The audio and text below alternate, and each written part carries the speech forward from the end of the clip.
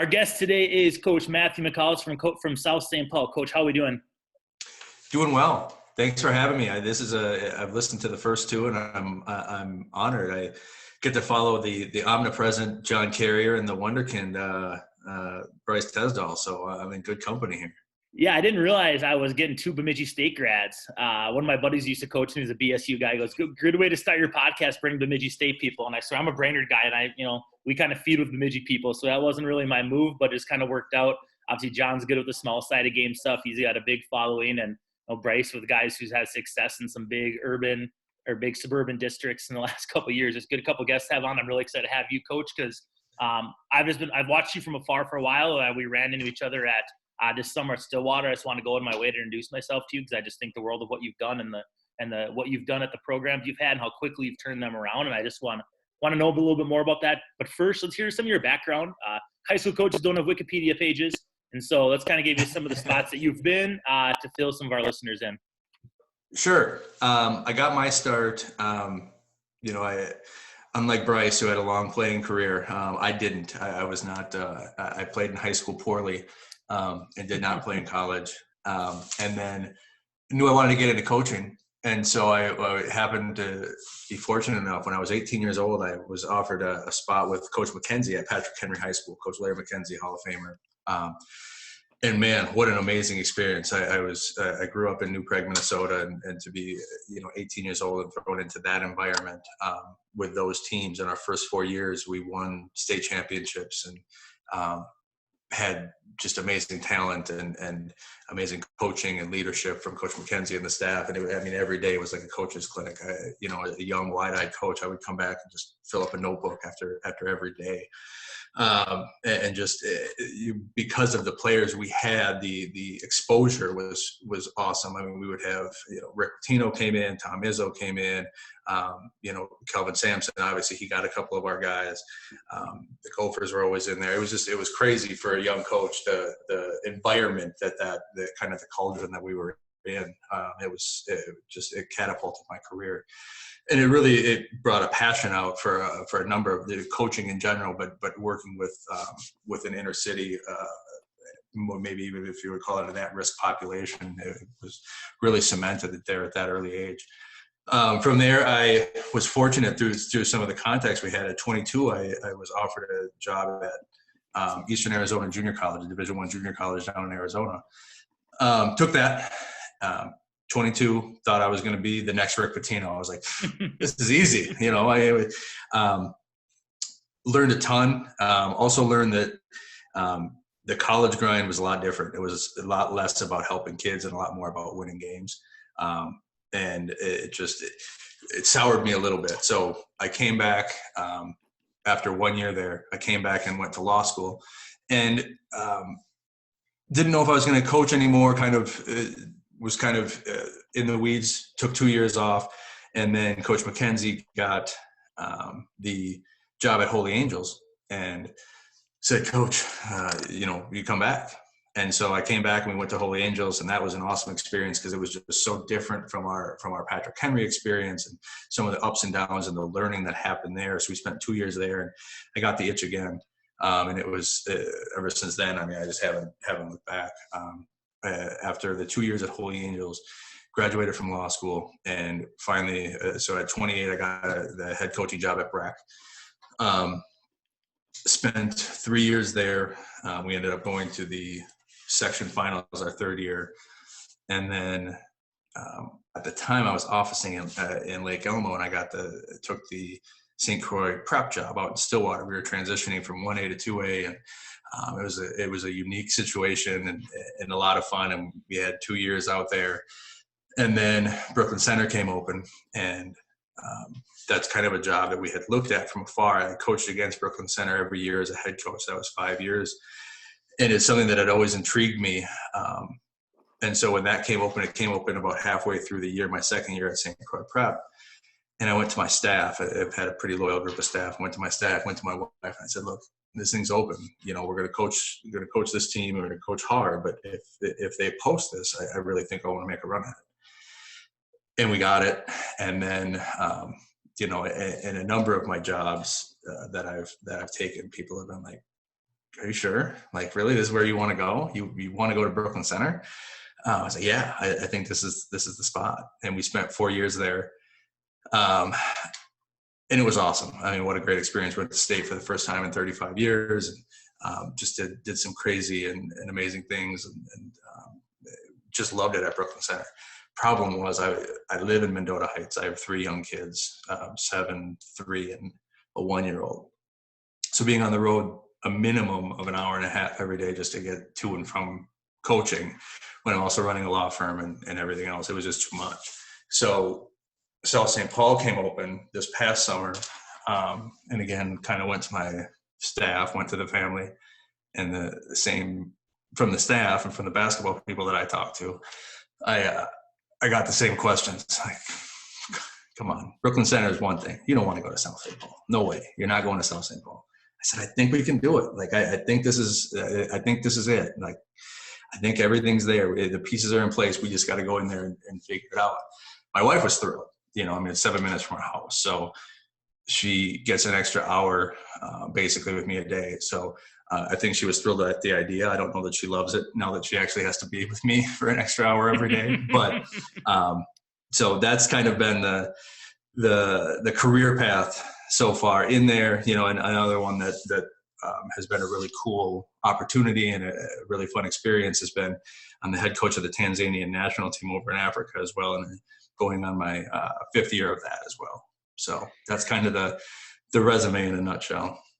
That's awesome. Yeah, we'll get to the national team stuff here. We're at the end, but I just want to get right into it. Talk about those first steps when you take over a program. Like, you've had success. I mean, the wins speak for themselves. And with South St. Paul, their best season. First 20-win year, something crazy, first in a long time at South St. Paul, Brooklyn Center, 35-year state tournament drought. So what are those first steps you're doing when you take over a program?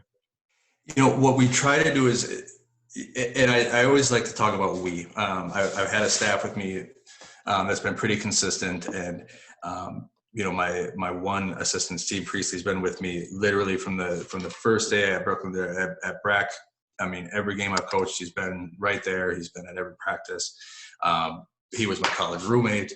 He's been there building every step of the way. Ross Foreman played for us at Henry, played then at Wyoming and Chicago Loyola, and he's been with us at Brack and at Brooklyn Center and now at South St. Paul. So I've had this loyal staff kind of helping do a lot of the heavy lifting. So every time I talk about it, I say we. That's kind of what I'm talking about. Everywhere we've been, we've added other pieces, and we have an amazing staff right now of 5 guys. But that's been kind of the core. And so what we do, everyone has been different. Every rebuild has been different. We try to get a sense of what we're walking into, and we've kind of done our due diligence before we take the job. You know, I know some people say, you know, how do you turn it around so quickly? And I said, you know, the first thing is you got to take the right jobs. You know, you have to have, there are certain ingredients that we look for, and you know, but beyond that, you know, they're obviously struggling or not having success for a reason. We try to figure out what that is, what's needed, and the only way to do that is to communicate. Usually with athletic directors, what I've really had a lot of success with is talking to other coaches in the school. For at South St. Paul, the girls hockey coach had a lot of insight as to why they were struggling, what was going on. It was the girls softball coach at Brooklyn Center. She just had a lot of insight. She was in the school. That's one thing that we don't have. We're not in the school. Nobody on any of my staffs have ever been in the school, which I think is good and bad. And I think there are a lot of advantages to it, and I really like it that way. But so we have to kind of rely on other people and find people in the school who can give us the inside kind of dish and dirt and the things we wouldn't just find out through basketball. So that's the big thing, is kind of finding out what's lacking, what's missing, why is there a disconnect between the young men that are in the program and success on the court. And then it's building relationships with the kids. That is number one, absolutely.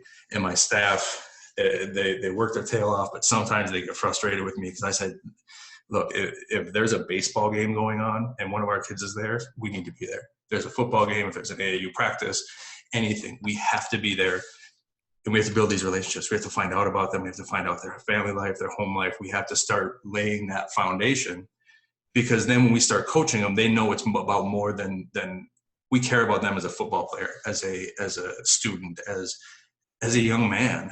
And so when we start coaching them hard and figuring out what they need and those types of things, there's a lot more buy-in already when we walk in on that first day of practice.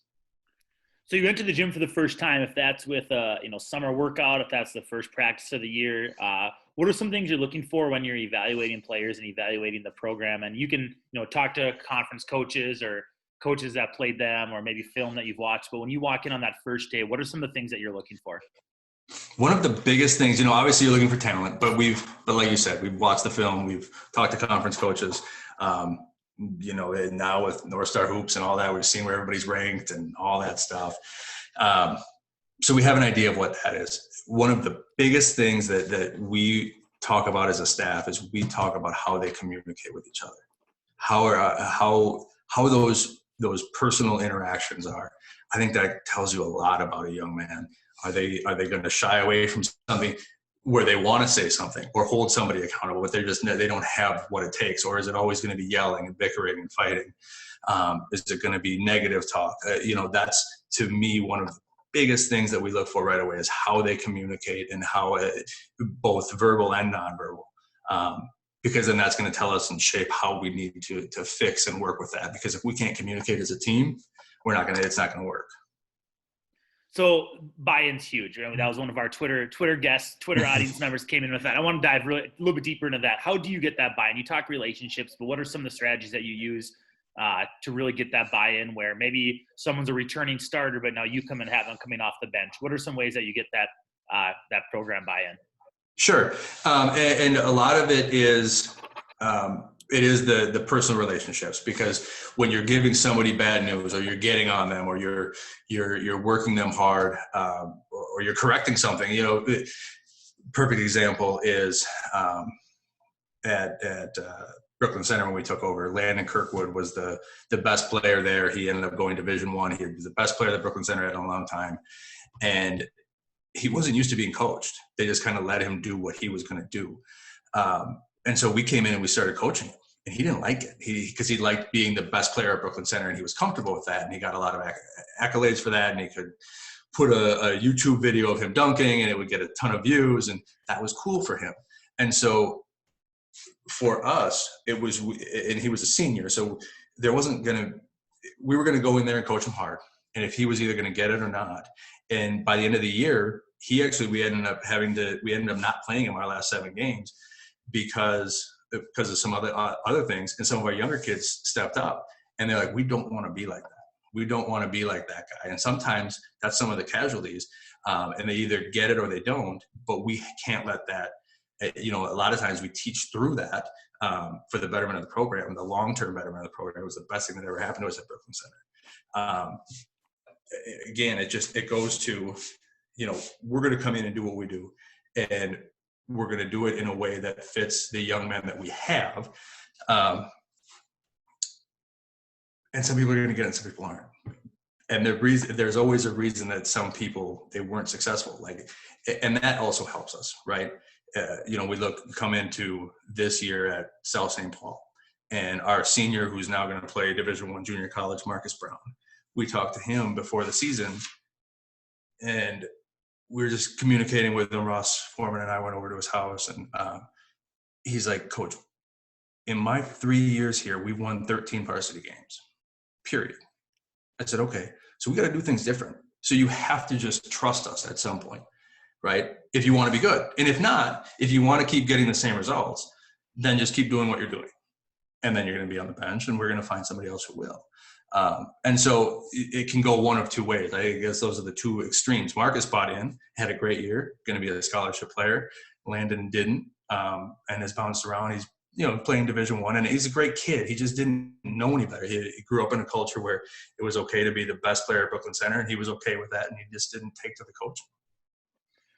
What does coaching hard look like for you? I know for me, some of my years where I've been the biggest yeller and screamer, I probably didn't connect with kids as well, and it was going in one year out the other because I didn't have that relationship as you mentioned. And there's been other years like this past year where we never had to raise our voice because our kids played hard, but coaching hard for these guys are just sitting them out for 5-6 minutes in the game. So what does coaching hard look like for you at South St. Paul versus Brooklyn Center, and how that maybe even changes from one program to the next? Again, it's all about what our kids need and what they respond to. Some of them,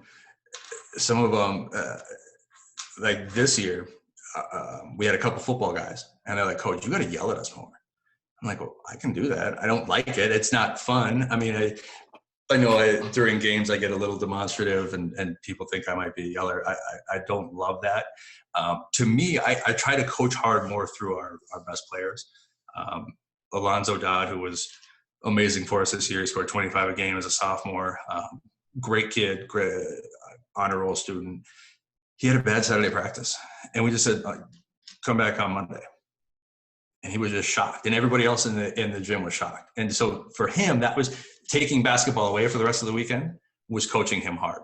I didn't have to yell, we didn't have to do anything, and we certainly never had a problem with that again. And again, that goes kind of to the buy-in. Okay, if he's going to tell Alonzo to get out, and he's better than all of us, we better pick it up. So again, it's all just personal relationships. Max Wilson is a young man who's been with us since he was a sixth grader. He's amazing talent. And he likes to be pushed harder verbally. He needs it. He thrives on it. He feeds off of it. He feeds off the challenge. And so that's what we do with him. It's just understanding, and you can't cookie cut kids. It just doesn't work. And I don't see any benefit to doing that.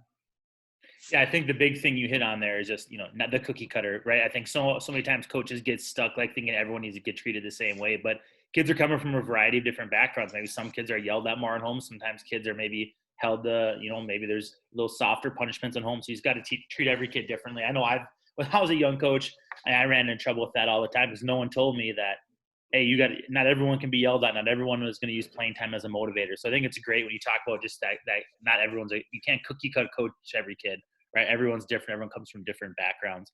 I want to talk about what practices look like for you. So first practice, new program, November 19th. What are you doing your first day? When I was a young coach with Coach McKenzie, he started at 2-a-days. We started at 6 a.m. practice, and then we would do a practice after school. And the theory being a lot of what we do was mental. 6 a.m. at November 19th is not going to be a great practice. You're not going to get a lot out of it, but you get to tell your young men, we're the first ones in the gym. Our goal is to be the last ones. It's kind of that setting that mindset. And there, it's just a lot of energy, a lot of yelling, it's all defensive stuff. And again, not even great. We go to stance, we go slides, we go a lot of stuff that people say is outdated, and from a basketball standpoint, it's probably not super productive, other than to get in there, get a lot of energy, a lot of camaraderie, and start building that mental focus. We talk a lot. One thing that we always do, and usually we do it in the first workout of any season, and we've had a lot of success with it at Brooklyn Center, and the South St. Paul guys are taken to it. We look up at the banners, and there's football banners, and there's all these other banners. There's no basketball banners, and there's no even state tournament appearances in the last 50 years at South St. Paul, and there wasn't 35 years at Brooklyn Center. And I said, that's our goal. I said, you guys want to be remembered? You guys want to do something? That's our goal. I'll never forget when I had one at Brooklyn Center. We had one guy that was held over from the last staff on our staff. We kept him. And I did that, and we walked through it, and we do a big thing of imagining what it's like to be there, going to state, and hanging a banner, and the ceremony, and all that. And he ended up, so this assistant that we had, he was there for that and did all that. And we then, when we get to state 3 years later, he came into the locker room. He was no longer at the school. He wasn't with us anymore. He goes, I thought you were absolutely insane to be doing that and telling these kids and trying to feed their head full of this nonsense. Brooklyn Center wasn't going to go to state. And you got it there in 3 years because you believed and you put that in them. And that was just such a cool moment to have him come back and say, God, we thought you were insane. and then you did it. So that's what a lot of those first practices are like. It's just building that mental platform to let them give themselves a chance to be great.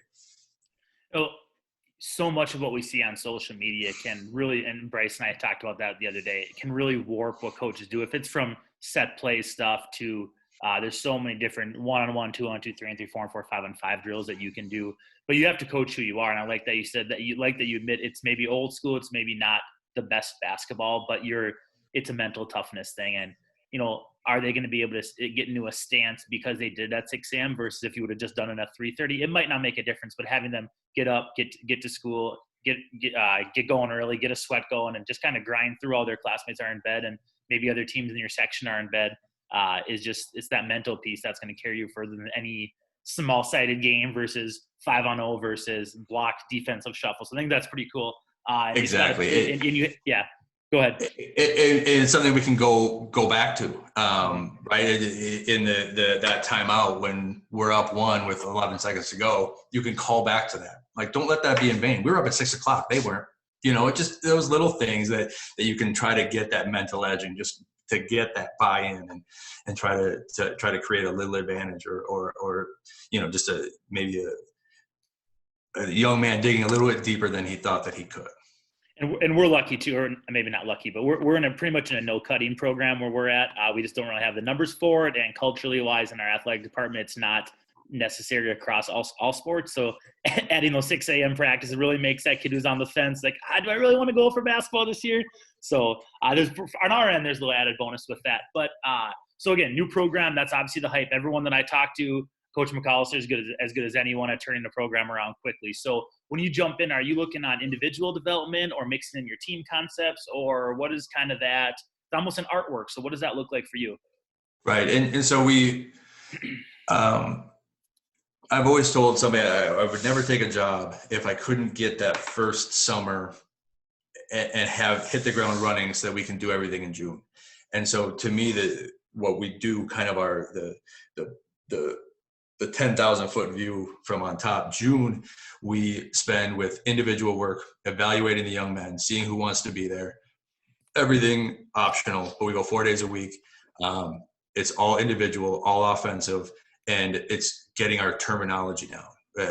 When we say, we're going to do partner shooting, that's what this is. When we say we're going to do spot shooting, that's what this is. When we say we're going to do packer shooting, that's what this is. Just so that there's labels to it, and there's we're starting to get the terminology down. We don't go, I'm not as animated and I'm not as forceful because it's voluntary. I kind of want to see where their motor's at. So I'm not pushing them at the tempo that we would have, and that it's going to take once we get to November. And then in July, even though we, a lot of times we lose some kids for AAU stuff, we still have the majority of the kids there. We started doing some of the team drills and more just the competitive drills, the continuous drills, some of those things. And now we're not, again, going at the tempo or the physicality that we would in November, but just getting the terminology, getting it so that they're not seeing it for the first time in November. And then, so we're mixing in the individual work with that team stuff. And then typically, once we get into November, it's all about tempo and competing. And that's been the biggest common denominator between Breck, who was coming off of a 5-win team when we got it there, to Brooklyn Center, who hadn't been good in 35 years, to South St. Paul, who hadn't been good in 50 years. The common denominator is these young men just didn't know how to compete, what that looked like. Even if they thought they were competing, they just didn't know what that took.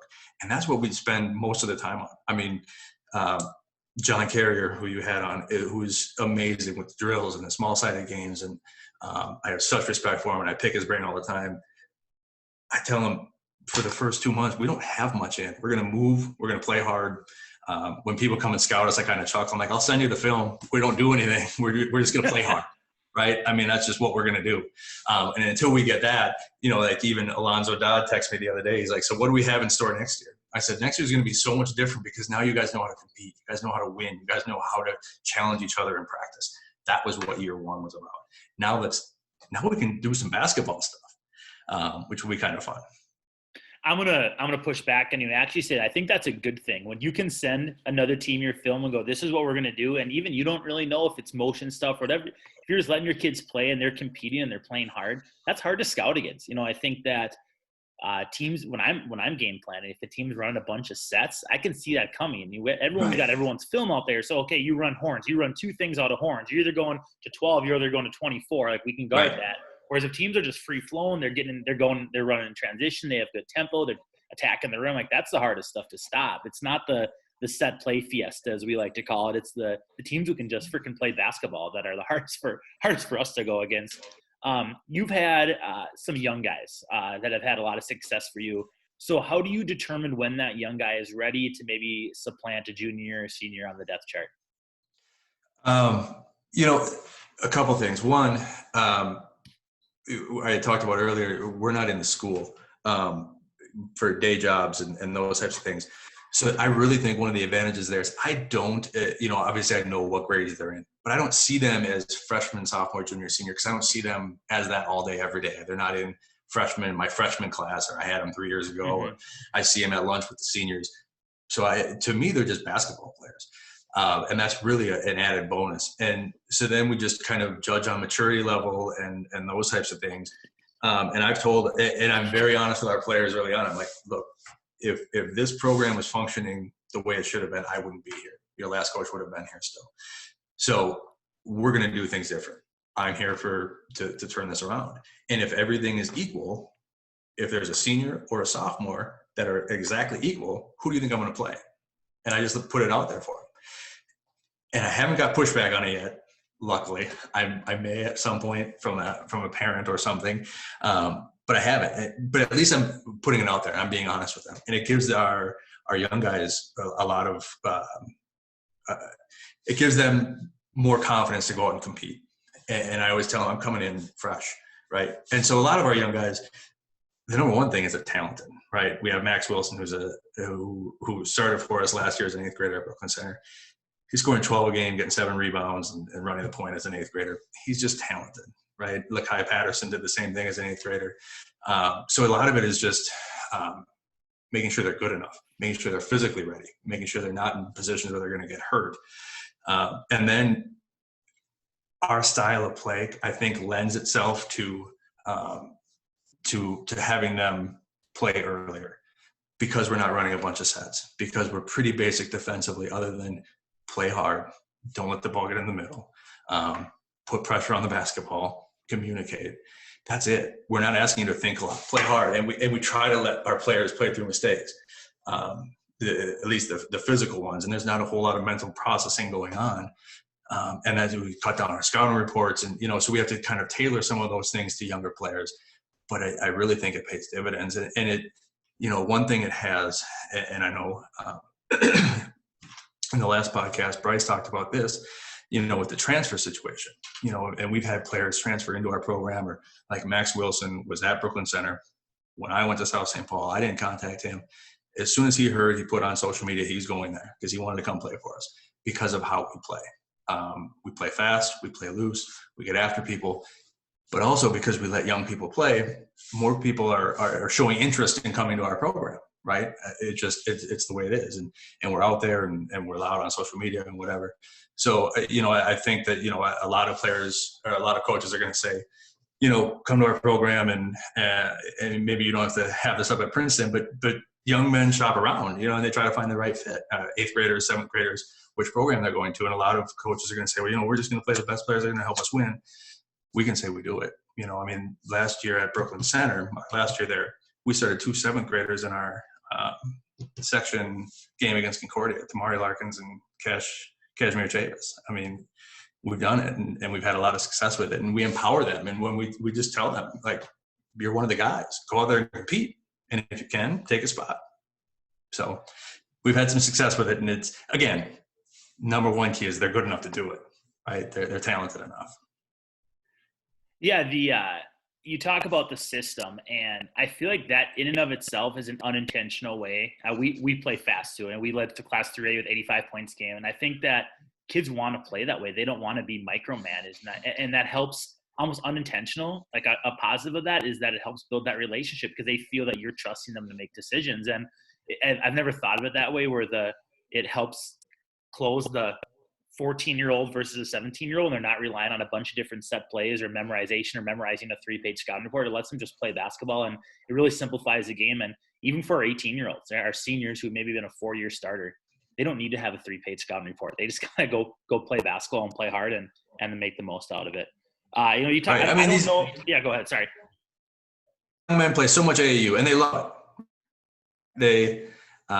They love it, and we can sit here and talk about the values or the merits or the disadvantage of that. We're not going to put the toothpaste back in the tube on that one. So we figured we might as well lean into it. If this is the way they want to play, and it's beneficial to us, and we can win with it, and it's going to help attract more young men, why not? And it's more fun. To me, it's just more fun. And quite frankly, our practices, we can go hard. And they think they're working. I mean, they think they're just getting shots up or they're just playing offense for the extended period of time, but they're working their tail off. But they're willing to do it because we're playing hard and we're playing fast. I'm a huge AAU advocate. We're lucky in our section with 5 of our teams being significantly north of us, or we have way more opportunities to play AAU. And I think it's been a huge advantage for us in our section that we have. Of our playoff roster of 18, 15 kids were on a full-time AAU roster this past spring and summer. So I think I'm a huge advocate of it. Obviously, there are there is the negatives with the potential money grab and maybe exploiting kids and making money off of high school kids and this and that. But at the end of the day, A, it's going to get them better at basketball, but B, it's putting them in a real-world situation where they got to work and survive and communicate with kids who are different than them, right? They're from different schools. They're strangers. Like, you don't go to campus freshman year, whatever school you go to, and have 25 kids that on your floor of your dormitory. You have to get to know and work with other kids. So I'm a big AAU guy. I like that. Yeah, absolutely. So, we kind of texted back and forth about this a little bit, and I want to, see where this goes. But, socioeconomic status of some of the kids that you have, I would love to know more about that. In Princeton, kind of an exurb type area, we have some, we're 30% free and reduced lunch school district, but for the most part, our basketball kids are pretty well taken care of from their parents. And I'm just really intrigued with, you've been at private schools and inner city schools and suburban schools. What are some of the challenges and rewards that you see from some of those lower socioeconomic student athletes that you work with? Sure. So my first job was at Minneapolis Patrick Henry with Coach McKenzie. Especially at the time, was probably even more so a disadvantaged school, a lot of single family situations, free and reduced lunch, it's North Minneapolis. It's, and I went there and I was intrigued to work with Coach McKenzie because of the basketball side, the talent, and I liked the way they played. And I was like, man, this is awesome. I want to be part of that. What I didn't realize was the joy that I would get from watching him lead these young men and take them from being a stereotype to somebody who was going to graduate, who was going to go on to college, who was going to graduate college, who was going to have a family and become a productive member of society. And the victories and the joy you get out of that, and how awesome that was, just how impressionable as an 18-year-old kid I was to go in and see that and see the impact that Coach McKenzie had. I'm like, holy cow, that was nothing like my experience at New Prague. I had no connection with any coach like that because I didn't have to, because my dad was there, because I was going to go to college. I wasn't going to play basketball in college. I was going to go and be a student. I was like, that's awesome. So it was fascinating to me, and I loved it. And then, I go to Breck, and we had some of the experience at Holy Angels, and then I go to Breck, which is at the time was $26,000 a year to go there. So that's a different extreme. If you can afford $26,000 a year, you got some money. So it's a different world, and it was good, and we won, and I loved it. And young men, as you know, I mean, everybody, when you're 15 to 18 and coming of age, boys to men situation, you have struggles, you have commonalities of fitting in, and girls and academics and puberty and all that stuff. But the struggles are different. They were going to go to school. I mean, I remember one day walking out with my staff, and our kids were driving away Range Rover, BMW SUV, Lexus SUV. Like, these kids aren't getting on the floor for a loose ball. Why would they?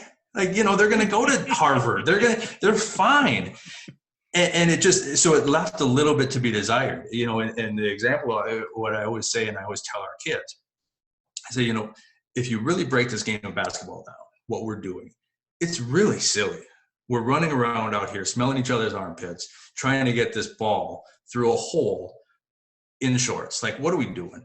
Unless we're teaching something else, or unless we're doing something else with it and learning something else or gaining life skills, we're just wasting our time. But if we can use it for that, it's the most beautiful game in the world. There's nothing else like it, and I truly believe that. And so that, to me, has been the value and the benefit of then going back to a Brooklyn Center, where it was just like North Minneapolis. And that was one of the things that attracted me to this job. And I always tell John Carrier this. So my son plays in Mendota Heights Traveling Association, just starting out. And so he knows John, and I know John. And there was a Friday night last year where John was playing, and we had the night off, and we had everybody scouted. So my assistant, me, and my son went and watched South St. Paul versus Henry Sibley. And I was like, holy cow, this doesn't look like the South St. Paul team that I'm used to, which was all a bunch of Caucasian kids. In the past, that's what the city had been, and that's what the team had been. But the demographics were shifting, where, they started one white kid, and I don't know that they even had more than two others come off the bench. And I just filed it away. It was South St. Paul. I didn't think anything of it. I was at Brooklyn Center. But it was something that intrigued me then, once the job came open, to look at it and look at the socioeconomic status and look at where the demographics were shifting. And it kind of aligned with what we were doing at Brooklyn Center, where we can help these young men. It was a lot of single families, a lot of, there was more people from St. Paul coming in, and it looked like another situation where we can, again, go and use basketball to help young men kind of overcome stereotypes and break cycles that their families had been in. Bigger than basketball, and your coach, like you said, you mentioned the team that you had at Breck. There wasn't as much, you could help them with. You could give them a basketball experience, but that was it. But now you get the opportunity to have a personal experience with them. You're hopefully getting them out of, like you said, that cycle that they haven't been able to break, coming from probably, split household, probably like you mentioned, in a lot of cases, where a lot of kids, they might not know where their next meal's coming from, and being able to provide them that safe environment where they can grow and exceed is just really cool. And that's something I don't really necessarily get as much of. Like I said, most of our kids that I've coached are pretty well off. I know every kid has struggles and challenges, and you can make a positive impact on everyone that you coach. But when you tap into that, and clearly you're intrinsically motivated that you want to help these kids, right? It's within you, and that's really cool to hear. And to look at these kids as more than just a stereotype, and really connect with them on a different level and help them go to college, right? That's a huge step. Maybe for some of the kids, it's their first family member going to college. Absolutely. And that's awesome. And just to hear you say that, it's like that's good stuff. It's pretty cool. Yeah. Some of my things that I'm most proud of, in the past 2 years, I've had two former players, Ross Foreman and Robert Eppinger, both asked me to stand up in their weddings. That's pretty cool. From people that grew up. Robert grew up in Rockford, Illinois, then came up here and lived in North Minneapolis. Ross Foreman grew up in South Minneapolis, played at Henry.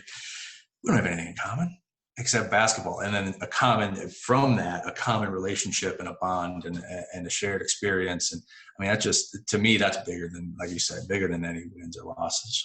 Don't get me wrong, I like the wins, but yep. It's pretty cool. And then to see our young men advance and move on, the ones from Brooklyn Center, who are playing college basketball now, and to see Marcus Brown this year, single parent family and going on to school. That's to me what it's all about. All right, national coach, Tanzania. Let's talk about that. I know there's been a few articles. I reread the Star Tribune article from a couple of years back that was written on that. It was on Basketball Hub. Give us kind of the quick little summary about how that came about, and then how do you build a program 8,000 miles away? It came about through a trip that I took with one of my former clients, who was a Kenyan immigrant here, and he brought me back to his country, and I fell in love with Africa. I mean, it's a completely different world. I can't even put it into words. I mean, the moment I got back from that Kenya trip, which had nothing to do with basketball, I was like, I'm hooked. And my wife's like, you're insane. What are you talking about? Like, you're driving around, you're eating goats, you have no hot water. Why do you like this? I'm like, and I'm a history guy too. I'm a history major. I almost felt like I was going back in time. Like, this is insane. Like, this communal living and, there's no refrigeration, there's no air conditioning. It was crazy. I was like, it just fascinated me. So through that connection and that trip, I put on a clinic in Tanzania, which is it butts up to Kenya, the country that butts up to Kenya. And it spun off into the national team coach situation. And we agreed it wasn't so much on the floor coaching. It was kind of more of a CEO type role of just implementing and teaching the coaches and raising awareness. They knew I could be a mouthpiece, I guess, to add legitimacy. It's a soccer country. It's so far removed from the European influence, like Nigeria and some of the great teams that they have in Africa are so much closer to Europe and those influences. So soccer wasn't the government's not funding it.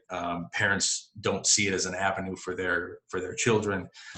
So part of my job is to go and just film commercials, so to get awareness, to get more young people, get more of the athletes playing it, so that we can get on a stage where we can compete first in East Africa, and then try to make an Olympic team, which is still a ways away. But even there, the biggest thing that we've done and the most success that we've had is identifying young men and a couple of young women to come over and have scholarships here in the U.S. Again, using basketball to change these young people's lives and talk about an experience to go from Dar es Salaam, Tanzania to, one young man's at North Platte, Nebraska. It's mind blowing and it's pretty awesome. How often do you go over there? So my contract is for 2 times a year. I have not been 2 times a year the last 2 years, with 3 young kids and a very patient wife, but still somebody I need to support, and I can't push my limits. It's been 1 time a year the last 2 years. Every time I try to take one of my assistants with, and the government pays for that. I've taken JUCO Advocate, which has a pretty big footprint now in the marketing world. I took those guys 1 time. And actually tomorrow we were supposed to go. It was going to be my first time that Tracy, my wife, went with me. But obviously due to the situation in the world right now, that's not going to happen. So but every time I go, because of the travel, I stay between 12 and 14 days, because it's just from my door to hotel is about a 30-hour trip. So staying any less than 10 days doesn't make sense, or else you're just turning around and doing it again. So it's a pretty substantial commitment to go over there. And, I have the law firm back here, so we got to get everything lined up with that, and then have my wife take care of the kids. So it's getting a little more difficult, but still try to get over there at least once a year. Last question here. Kind of the big thing I want from this podcast is really just to obviously have really good basketball coaches throughout the state share what they're doing. Hopefully people can learn from it, with the main goal of mine being, if I was a young coach or a first year coach, or I was just taking over a program, what would be some advice I could take away from these various successful head coaches? So what would be your advice to a first year head coach? Be yourself. That was one of the best pieces of advice that Coach McKenzie gave me, and I can't give enough credit to Coach McKenzie for everything I learned from him. I'd still learn from him. I mean, from a basketball standpoint, but as a man, as a leader, he's as a leader of men, he's as good as it gets. And he said, as I was getting the Breck job, he said, you've learned under me for 6 years.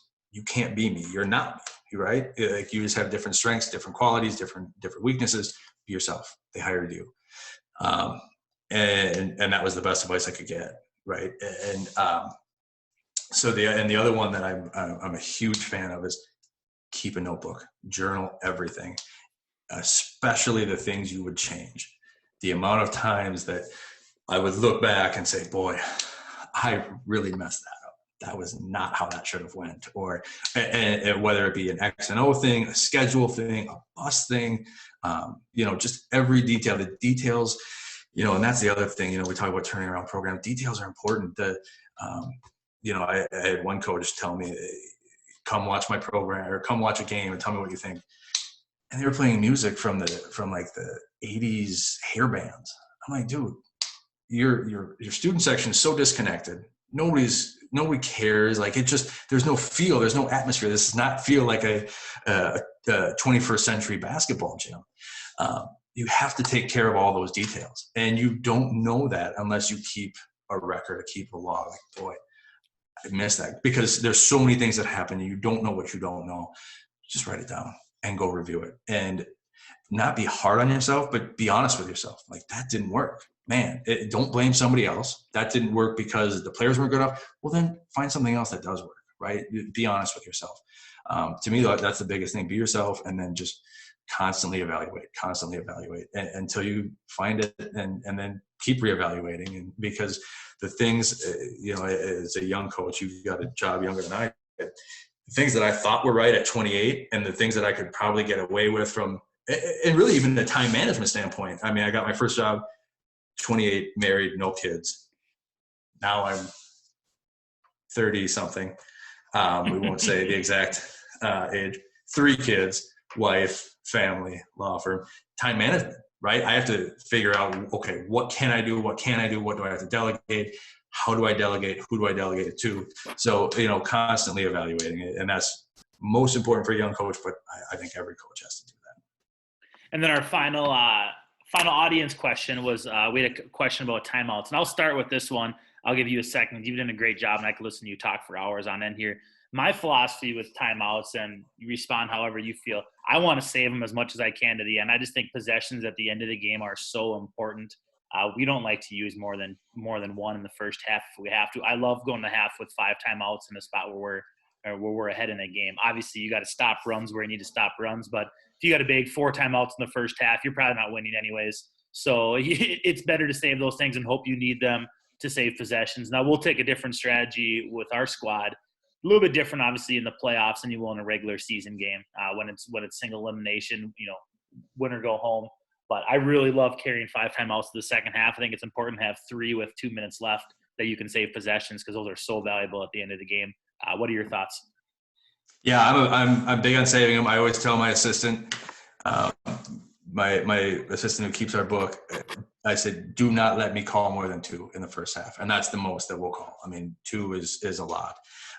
My theory has always been 30-second timeouts are for emotional things. If I need to get on somebody, if I need to get into the whole team atmosphere, the energy level, those are more of emotional pitches. The long ones are, and it's more of quick adjustments. I don't like big adjustments. And, some people say, God, you drew up a great play. Well, if you're drawing up a play in a timeout at the high school level, your kids aren't going to run it right. We practice plays for 3 weeks and we don't run them right. So, but it's the small things, and it's again, not overload.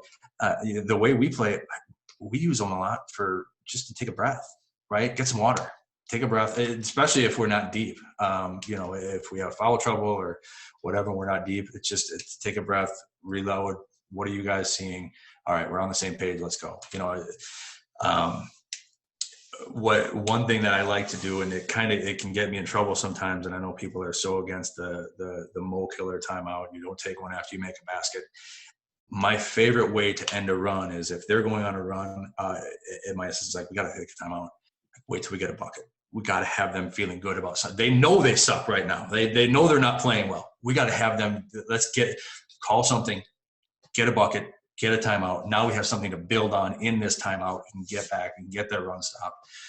So and it has bit me, because then you're waiting 2 possessions. Like, oh shit, are we ever going to score again? So it has been, but a lot of times if you're at that point, it might be too late anyway. Who knows, So, and not to say that it's perfect. I was talking to one of my assistants today. He's like, are you going to tell them that you take time out so you can yell at the refs? I'm like, no, I'm probably going to leave that part out. But those aren't my finest moments. I think that when I think in the other way, I hate if a kid has a breakaway dunk on the other team, I hate giving them extra time to celebrate that dunk and bailing them out with the timeout, because now your kids are head down, their bench is jumping around, kids hooting and hollering. If you're on the road, their student section's getting into it, and now your kid's got to have that 30-foot what feels like 700-foot walk back to the bench with a loud gym of people cheering. I want to just keep going. Like I said, I think you hit the nail on the head. I think our philosophy and timeouts are pretty much the same, especially sometimes when you got to get on the officials, because everyone's human. They're going to make mistakes. We just got to address it when the situation arises. Exactly. And I know I don't want to assume anybody's going to listen to this, especially all the way through, but Kevin, Czar, if you hear this, there's nothing wrong with a well-timed Mo killer, as you call it, timeout. If we're in that moment where we can close that game out with a good defensive stance, I'm going to call that timeout and make sure we know what we're doing and ramp up our pressure, and we're going to call that timeout. So sorry, Kevin. If Czar's listening, he made a trip up to Cambridge to watch us play. We had them on a Friday, Monday this year. We were both undefeated in our conference, top in our section. Their 4A section, our 3A section. We're down 32 at halftime, so I blame him for that one. We turned around we won on Monday the night, but it was a bad game. But Coach, really appreciate you coming on. I've been a big fan of yours for a while. Love what you've done. I love just the bigger than basketball stuff that you talk about. And I think so much we get wrapped up in that set or that fast draw or that tweet that we saw, and we just got to connect with kids and try to make a huge impact on them. So thanks for coming on. Hope you continue listening. And if they can, what's your Twitter handle for those that maybe don't have that? Can you give us that? Sure. It's Coach M Mac. And you were kind enough to tweet about it this morning. If anybody has any questions, wants to chat, virtually now, I like face-to-face chats. I'm here for it. I love learning. The basketball community is awesome. I always say that, the only people that know what we go through year in, year out, day in, day out is us.